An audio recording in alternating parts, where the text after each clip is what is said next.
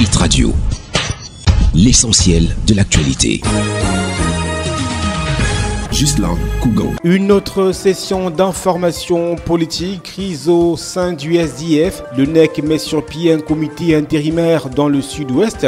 Le comité national exécutif du Social Democratic Front, principal parti de l'opposition au Cameroun, s'est réuni le week-end dernier.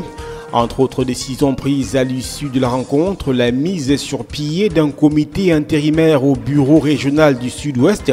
En d'autres termes, l'organe a dissous l'exécutif régional en fonction. La position du NEC se justifie par les crises qui secouent l'antenne régionale du SDF du Sud-Ouest depuis quelques mois. Des faits survenus récemment ont mis en lumière ces tensions.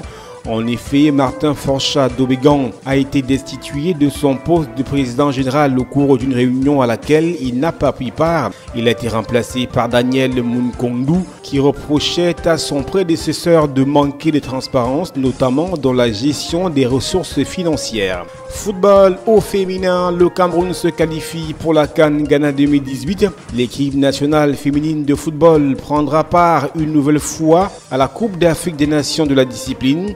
Les coéquipières de la capitaine Christine Mani ont obtenu leur billet après leur deuxième victoire sur le Congo dans le cadre du troisième et dernier tour éliminatoire qui s'est disputé samedi dernier au stade Amadou Ahidjo de Yaoundé en dominant le Congo sur le score fleuve de 100-0. Le Cameroun se qualifie sur un score total de 10-0 sur l'ensemble des deux rencontres. Dans la tanière, on promet de tout mettre en œuvre pour remporter le premier trophée continental du pays. Pour y parvenir, l'entraîneur Kodo plaide que les autorités sportives mettent à la disposition de l'équipe des moyens pour permettre aux joueuses de se préparer sereinement.